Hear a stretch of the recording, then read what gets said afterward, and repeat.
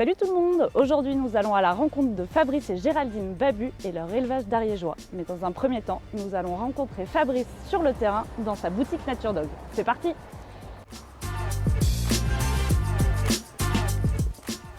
Salut Fabrice! Bonjour Jeanne, bienvenue à Nature Dog 63. Merci beaucoup, on est ravis d'être là.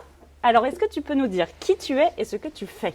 Alors, qui je suis? Donc Fabrice Babu, gérant de Nature Dog 63 et qui fait partie depuis maintenant 2 années de l'entité Nature Dog nationale, accompagnée nationalement par Thomas Bourgogne. Donc depuis peu, nous avons racheté Nature Dog 15. Ouais. Donc notre petite famille nous s'agrandit et la famille, merci, et la famille Nature Dog nationale s'agrandit aussi avec d'autres magasins que vous aurez la chance de découvrir prochainement. Ok. Donc Nature Dog 63 se situe à Issoire. Oui. Donc on a structuré le magasin en 3 parties. La première partie est la partie animalerie, chiens et chats, équipement et alimentation. Ouais.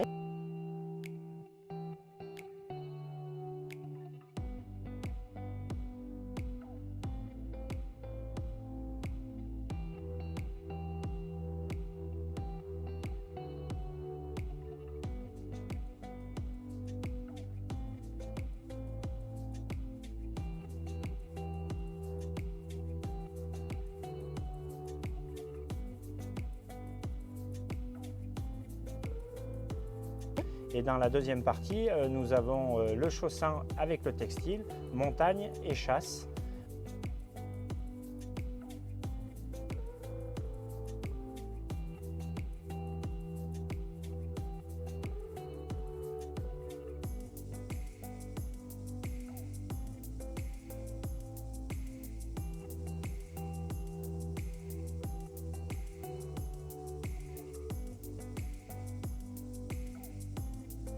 Voilà un petit peu tout ce qu'on peut proposer à la clientèle. Et est-ce que tu pourrais nous dire pourquoi Nature Dog? Alors, pourquoi Nature Dog? La base, c'est la passion du chien, Ouais. c'est se préoccuper du bien-être du chien. Mhm. Et lié à tout ça, c'est l'alimentation la mieux adaptée avec un conseil adéquat en fonction de la race et des pathologies. Finalement, tu allies travail et passion parce que tu es toi-même éleveur d'ariégeois? Oui, tout à fait. La passion du chien en règle générale et moi de la race ariégeois. C'est pour ça que je vous propose de venir à la maison pour découvrir mon environnement et ma passion pour le chien. Eh bien, on a hâte d'aller découvrir tout ça.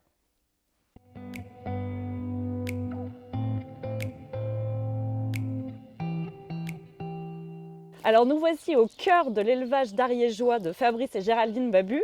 Alors Fabrice, est-ce que tu peux nous dire d'où est venue cette passion pour l'ariégeois? Eh bien, cette passion m'est venue au début des années 2000. Un ami m'a fait partager un moment de chasse avec des ariégeois et ce jour-là, j'en suis tombé amoureux. Et depuis toutes ces années, on est toujours avec cette race-là et on ne veut pas en changer. Et tu as combien de chiens du coup aujourd'hui? On a une petite vingtaine de chiens. Ah oui, c'est pas une petite passion. Entre les chiens qui sont vieux et qu'on garde à la maison et qu'on bichonne toujours, les jeunes qui arrivent, voilà, on arrive à des proportions de chiens qui sont autour d'une vingtaine pour pouvoir chasser avec une petite douzaine de chiens. Et alors, quel animal chasses-tu avec ta douzaine de chiens? Alors, il faut savoir que l'ariégeois a été créé et conçu pour chasser le lièvre. Donc, objectivement, on a choisi cette race-là pour chasser le lièvre et pour avoir une facilité aussi sur la créance. Donc, on a une mode créancée sur le lièvre et on chasse sur les plateaux du Césalier et à Champs-sur-Tarentaine en limite de Bord-les-Orgues, pour ceux qui connaissent. Donc on chasse le lièvre au bâton et non à tir, avec une petite douzaine de chiens, parce que quand on chasse avec beaucoup plus de chiens, c'est un petit peu plus lié à la chasse à court. Et avec une petite douzaine de chiens, ça permet d'avoir le juste milieu entre le tir et la chasse à court. Donc la chasse au bâton qui se pratique entre amis, sans armes et sans prise au bout.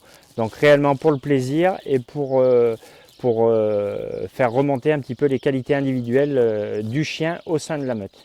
Alors il faut savoir que dans une meute, il y a plusieurs qualités individuelles et différentes. Moi je fais un petit peu le lien un peu à une équipe de football avec un gardien de but, des défenseurs et des attaquants.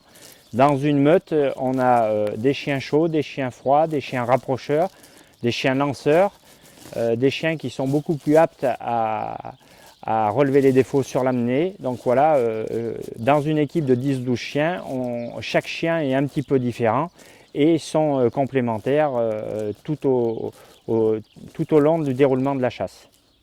Alors je vois Fabrice que vous avez une super belle structure, c'est grand. Est-ce que tu peux nous dire un peu comment cette structure est composée? Alors, on a choisi de les mettre proches de la maison pour plusieurs raisons. C'est déjà pour avoir un œil sur eux. Et donc après, on a élaboré des petites choses par rapport à l'élevage et aux problématiques que ça engendre. Donc dans cette première partie, on a enlevé toute l'herbe et on a mis une structure beaucoup plus sèche pour que les chiens n'aient pas une humidité en permanence sur les pattes. La deuxième partie, on a fait 2 box cimentées pour que les chiens l'hiver également aient les pieds au sec, qu'on puisse séparer suivant les chaleurs et tout ce qui a engendré un petit peu autour. Mais on s'est rendu compte qu'avec ces 2 structures-là, on avait un manque d'herbe puisque le chien a besoin d'herbe pour se purger et pour être dans leur milieu naturel. Voilà, pour être dans leur milieu naturel. Donc on a fait un petit accès derrière où tous les jours ils ont un accès à l'herbe et au sec. Et suivant la météo, c'est plus eux qui choisissent ou pas d'y aller ou pas. Voilà un petit peu comment on a un petit peu structuré l'environnement proche sur une partie de l'élevage. Et je vois Fabrice, là il y a une petite cabane particulière, tu peux nous dire c'est à quoi elle sert? Alors ça c'est la nurserie entre guillemets quand les chiennes sont prêtes à mettre bas et jusqu'à l'allaitement des chiots jusqu'à 3 semaines, 1 mois. Donc je vais vous montrer un petit peu à l'intérieur quel est le principe. Et je crois que c'est Géraldine qui gère un peu, c'est sa partie ça hein? C'est Géraldine qui gère totalement cette partie-là. Donc c'est pareil, c'est à côté de la maison parce qu'au moment où les chiennes mettent bas, il faut avoir un œil particulier dessus, savoir si ça se passe bien. Donc c'est pour ça qu'on a la double particularité d'être à côté. Et à l'intérieur, on a une caméra qui marche en Wi-Fi et qui nous permet de suivre les mises bas au fur et à mesure sans déranger la chienne et d'avoir quelque chose de particulier pour la chienne. Donc elle a une petite trappe pour qu'elle puisse passer de l'intérieur à l'extérieur et gérer sa journée comme elle l'entend. Et après à l'intérieur, donc les chiots jusqu'à 3 semaines, 1 mois ne bougent pas. Donc c'est elle qui gère et qui nettoie l'environnement de la nurserie.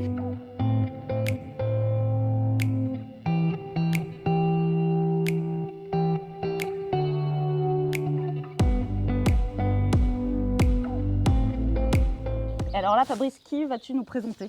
Alors là, je vous présente Opale, une ariégeoise. Donc, qu'est-ce qu'un ariégeois? Donc, c'est un chien qui vient, bien évidemment, comme le nom l'indique, d'Ariège.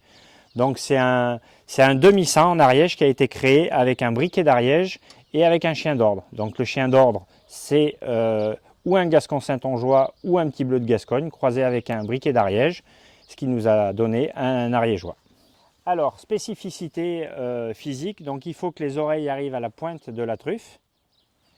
Il faut qu'il n'y ait pas trop de fanons de tissu dessous, donc juste ce qu'il faut. La queue, on demande à ce qu'elle vienne juste à la pointe du jarret et pas au-delà. L'angulation de l'épaule doit être assez prononcée, pas droite pour éviter les retours d'anglo, ce qui est très très surveillé aujourd'hui par le club de race. Et également la pigmentation, où on le voit principalement sur les ongles. Et la truffe doit bien rester noire et pas de retour de ladre à éviter et rédhibitoire sur l'élevage. Tu nous as aussi parlé, il me semble, de la couleur feu qui devait être quand même assez atténuée. Donc la couleur, bon là, les chiens quand ils vieillissent, ça pâlit un peu, mais on évite les feux vifs au-dessus des yeux et sur les joues, puisque pour être on va dire, confirmé, normalement, le standard demande à ce que la tête du chien soit quadrillée, c'est-à-dire du marron au-dessus des 2 yeux et sur les 2 joues. Les proportions crâne-chanfrein doivent être égales et le stop qui est ici ne doit pas être trop marqué. Sinon, c'est un petit retour de briquet qui est un petit peu plus prononcé.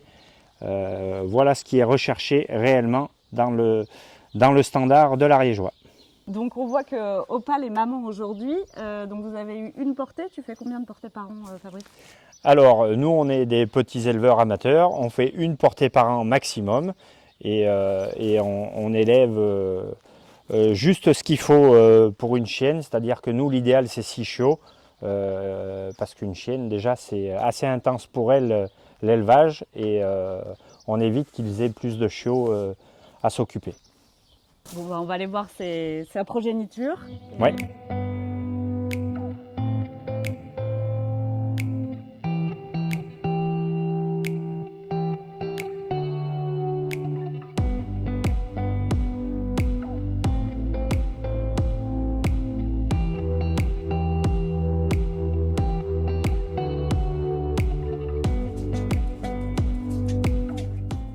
On est avec la portée d'Opale. Est-ce que tu peux nous remontrer les critères de l'ariégeois sur les chiots? Alors, la première des choses qu'on peut voir chez le chiot, c'est la pigmentation avec le nez. Si il a le nez tout noir comme celui-là, ou s'il a encore un petit peu de rose comme celui-là, c'est ce qu'on appelle le ladre. Bon, à 6 semaines, c'est loin d'être dramatique. Il y en a qui, à 1 an, ont encore un peu de rose autour du nez, des petits points comme ça, donc c'est éliminatoire pour la confirmation du chiot.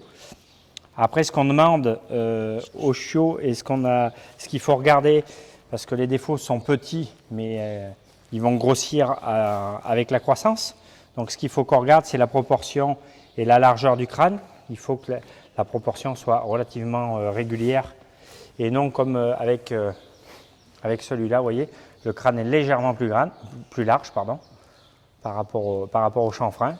Le stop est bien, mais le crâne est légèrement plus large. Ça veut dire qu'en grandissant, il aura le crâne légèrement plus large par rapport à elle qui est beaucoup plus longiligne et beaucoup plus en ogive. Les feux, comme on peut le voir déjà à cet âge-là, ils sont assez clairs, donc il n'y aura pas de problème sur les feux.